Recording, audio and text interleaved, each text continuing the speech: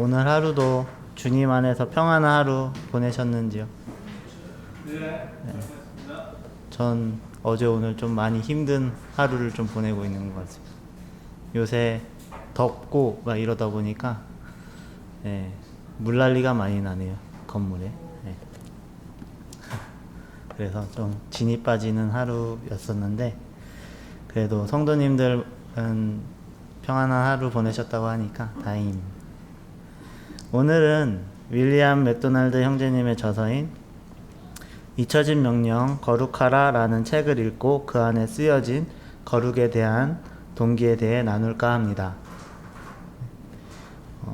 그리스도인들에게 있어서 최고의 칭찬의 말은 무엇일까요? 그건 아마도 그리스도를 닮았다 일 것입니다. 성도님들께서는 예수님을 닮은 삶을 살아가고 계신가요? 저는 약간 좀 건방지게 들리실지도 모르겠지만 얼마 전까지만 해도 나 정도면 부족하지만 그래도 잘하고 있는 그리스도인이 아닐까 하고 생각하고 있었습니다. 그러나 얼마 전 회사 동료가 저에게 좋은 사람이 아니네요 라고 했을 때 속으로 좀 큰 충격을 받은 적이 있었습니다. 물론 얘기를 나누던 가운데 농담과 농담이 오고 가고 그 중에 나온 말이라서 농담이라는 생각은 들었지만 참 그 농담이 한켠으로는 저 사람이 나를 보고 있는 한 저변의 시선이 좋은 사람으로는 보이지 않는 수도 있겠다라는 생각이 저에게 경각심을 불러일으켰습니다. 그때부터 저는 저의 그리스도인으로서의 삶을 다시금 되짚어 보게 되었습니다. 새 사람으로 거듭났지만 여전히 육신을 입고 있고 나약한 존재이기에 나는 죄를 해결할 수 없고 넘어지는 것이 괴롭지만 그것이 어찌 보면 당연하다. 이런 나를 사랑해 주시는 하나님과 예수님께 감사 또 감사드립니다 하며 살고 있었습니다. 이러한 생각들이 책에 쓰여진 질문을 통해서 큰 착각을 하고 있던 것은 아닌가 생각하게 되었습니다. 이 책에서는 모든 그리스도인들은 이 땅에서 그리스도의 몸의 지체들로 예수 그리스도를 나타내는 하나의 도구라고 말하며 이러한 사실은 우리 모두에게 나는 어떤 그리스도의 모습을 나타내고 있는가라는 질문을 하게끔 한다고 합니다. 예를 들어 나의 주변 사람들이 오직 나를 통해서만 예수 그리스도를 만나볼 수 있다면 과연 그들은 내게서 무엇을 볼 것인가란 질문을 들었을 때 성도님들은 무엇이라 대답을 해주실 건가요? 히브리서 11장 16절 말씀을 찾아보겠습니다. 히브리서 11장 16절 말씀입니다.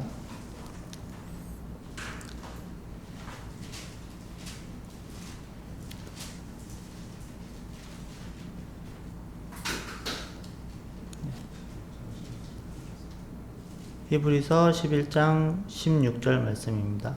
다 같이 읽어보도록 하겠습니다. 그들이 이제는 더 나은 본향을 사모하니 곧 하늘에 있는 것이라. 이러므로 하나님이 그들의 하나님이라 일컬음 받으심을 부끄러워하지 아니하시고 그들을 위하여 한 성을 예비하셨느니라. 하나님께서 저의 하나님이라 불리시는 것에 대해 부끄러워하실지 그러하지 않으실지 꼭 후자의 대답을 듣는 제가 되어야겠다고 다짐했습니다. 오늘날 우리들은 하나님을 믿는다는 사람들이 저지르는 잘못에 대해서 수없이 들으며 고개가 숙여지고 반대로 하나님을 믿는 사람들의 선행을 통해서 마음 한켠이 뿌듯해지는 것을 경험하곤 합니다. 그들을 통해서 하나님을 떠나기도 또 찾기도 하는 것을 보며 우리의 존재의 의의를 다시금 상기하게 됩니다. 잘못을 저지르는 자들은 그렇다 치고 어떻게 하면 하나님께 영광을 돌리는 그런 삶을 살 수 있을까요? 이 책에서는 거룩한 삶을 통해서 그럴 수 있다고 합니다. 거룩한 삶은 우리가 구원을 받으면 바로 살 수 있을까요? 아닙니다. 거룩은 노력 없이는 오지 않습니다. 그리스도인들은 마땅히 거룩하기를 원하며 그것을 이루도록 자신을 훈련해야만 합니다. 거룩에는 동기가 주어져야 합니다. 거룩의 동기에 대해서 알아보도록 하겠습니다. 왜 그리스도인들은 더 거룩해지기를 원할까요? 왜 그리스도인들은 그리스도를 닮기 위해 열망으로 몸부림쳐야 할까요? 그것은 구원받았을 때 그 안에 주어진 본능이기 때문입니다. 거듭난 우리들은 죄를 미워하는 마음과 성경에 대한 사랑을 성령님을 통해서 받습니다. 그러나 그리스도인이 거룩을 쫓고 세상과 육 그리고 사탄의 시험을 물리쳐야 하는 데에는 더 강한 이유들이 있습니다. 바로 예수 그리스도의 이름을 욕되게 한다는 것입니다. 각종 매체를 통해서 전해지는 하나님을 믿는 사람들의 범죄 소식을 통해서 믿지 않는 사람들은 하나님의 존재 자체를 의심하고는 합니다. 이러한 부분은 성경의 인물을 통해서도 보여지는데 다윗이 대표적입니다. 다윗은 우리아의 아내인 밧세바를 아내로 취함으로써 하나님이 보시기에 악을 행하였습니다. 죄를 지은 다윗의 마음 역시 기쁨이 사라졌습니다. 다윗의 보좌의 안전성이 무너졌으며 세상에서 그의 간증이 소멸되었습니다. 사무엘하 12장 14절을 보도록 하겠습니다. 사무엘하 12장 14절 말씀입니다.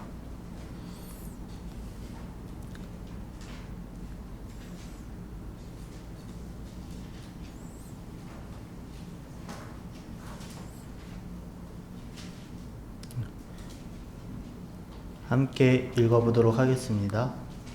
시작. 이 일로 말미암아 여호와의 원수가 크게 비방할 거리를 얻게 하였으니 당신이 낳은 아이가 반드시 죽으리이다 하고. 다윗은 간음과 살인의 죄로 인하여 주님의 이름에 끝없는 회방을 받게 하였습니다. 우리가 거룩해야 하는 또 다른 이유는 우리의 죄가 그리스도로 하여금 지불하게 한 값에 대한 기억입니다. 베드로전서 2장 24절을 보도록 하겠습니다. 베드로전서 2장 24절입니다.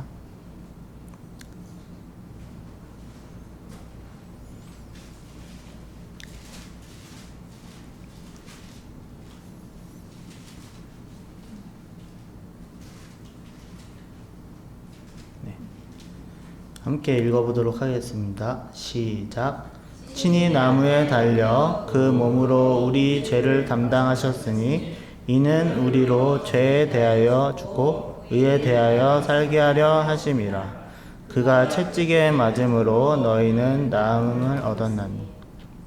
그리스도인이라면 하나님의 아들이신 예수님이 십자가에 못 박히는 상태가 계속되기를 바라지 않을 것입니다.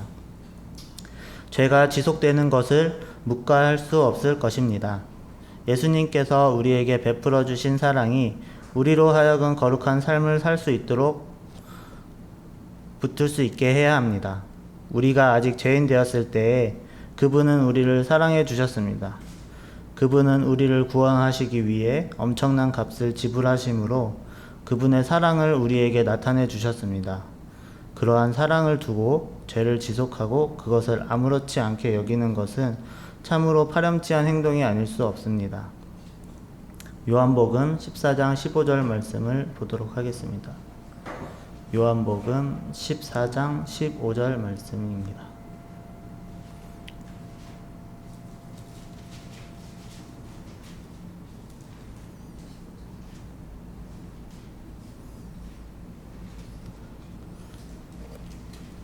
함께 읽어보도록 하겠습니다. 시작.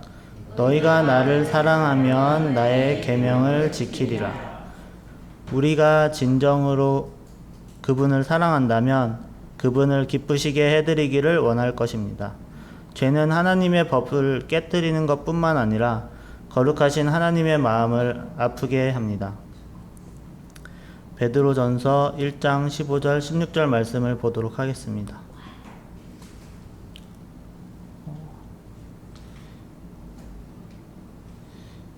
이건 제가 읽도록 하겠습니다. 오직 너희를 부르신 거룩한 이처럼 너희도 모든 행실에 거룩한 자가 되라. 기록되었으되 내가 거룩하니 너희도 거룩할지어다 하셨느니라. 히브리서 12장 14절 말씀도 제가 읽도록 하겠습니다. 모든 사람과 더불어 화평함과 거룩함을 따르라. 이것이 없이는 아무도 주를 보지 못하리라. 하나님께서는 우리와 함께 하고자 하십니다. 그러나 우리가 거룩한 삶을 살지 않고 옛사람의 행실대로 살아간다면 우리는 하나님과 함께 할 수 없고 우리를 위해서 자신의 아들을 내어주시기까지 한 하나님의 마음을 슬프게 할 것입니다. 거룩한 삶은 영과 혼과 육에 있어서 최상의 삶입니다.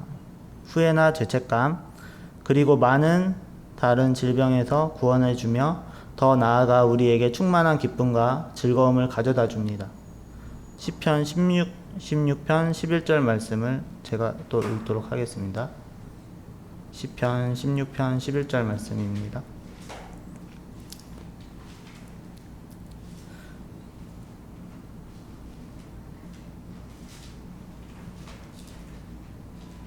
시편 16편 11절 말씀입니다. 주께서 생명의 길을 내게 보이시리니 주의 앞에는 충만한 기쁨이 있고 주의 오른쪽에는 영원한 즐거움이 있나이다. 그러나 성경에 쓰여진 이 말씀과는 다르게 세상에 많은 믿지 않은 사람들은 거룩한 삶을 살아간다면 행복하기는 힘들 것 같다고 얘기합니다. 그러나 사실 거룩이 없이는 진정한 행복도 없습니다. 우리는 성경을 통해서 이 땅에 끝이 있고 그 이후에는 하나님의 심판이 있다는 사실을 알고 있기 때문입니다.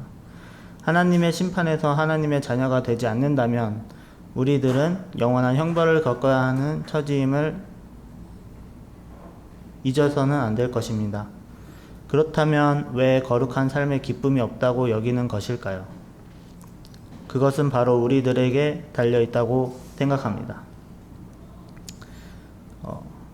저도 그런 경험이 있는데요.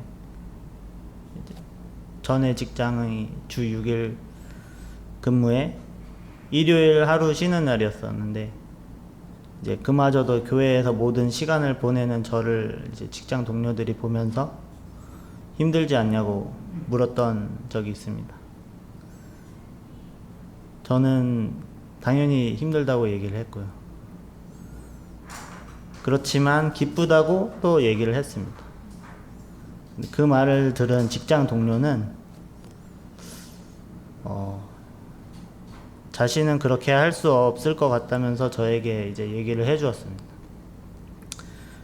그때 그 동료를 보면서 느낀 것이 만약에 저 사람에게 시간적인 여유가 있다고 한다면 예수님을 만나볼 의향이 저 사람에게 있지 않을까라는 생각도 잠깐 했었는데요. 근데 이제 제가 최근에 이제 직장을 바꾸고 주 5일 근무에 전보다 훨씬 더 나은 환경에 놓여져 있음에도 불구하고 이제 똑같이 이제 동료가 힘들지 않냐는 말을 대답을 했을 때 똑같이 힘들다고 대답을 했는데 이번에는 대답이 다르더라고요. 힘들면은 그만두면 되지 않냐? 안 가면 되지 않냐? 힘든 일을 왜 굳이 하려고 하냐?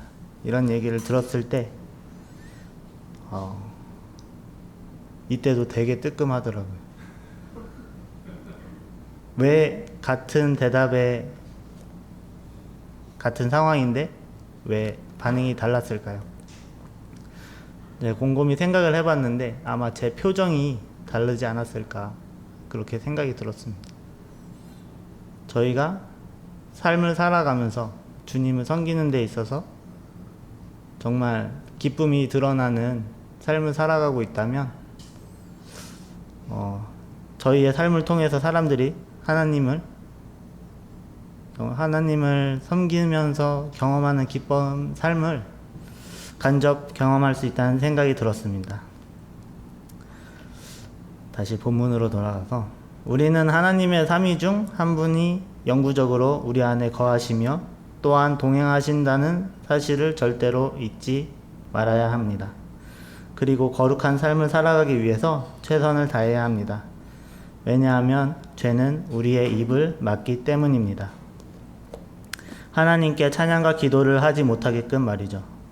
최종적으로 하나님과의 교제를 단절시켜 버립니다. 거룩은 우리에게 주님을 섬길 수 있도록 자유를 줍니다. 또 하나님을 두려워하는 것도 거룩에 대한 동기가 되는데 이는 강한 동기가 되어야 합니다. 요즘 시대에는 사랑만을 너무 강조하다 보니 하나님을 두려워하는 것의 의미가 너무 희석되어 존경하는 것이 되어버렸습니다. 그러나 이는 결코 바람직하지 않습니다. 앞으로 하나님을 두려워해야 하는 때가 찾아올 것인데 이는 하나님을 불쾌하게 하는 것에 대한 두려움과 징계에 대한 두려움을 뜻합니다. 이와 같이 저희는 왜 거룩해야 하는지에 대해서 알아보았습니다. 앞서 제가 다짐했던 것처럼 저의 삶을 다시 한번 돌아보고 성경에 쓰여진 하나님의 말씀을 쫓아 보다 더 나은 내일의 그리스도인이 되도록 좀 더 노력할 것을 말씀드리며 오늘 말씀 시간을 마치도록 하겠습니다. 들어주셔서 감사합니다.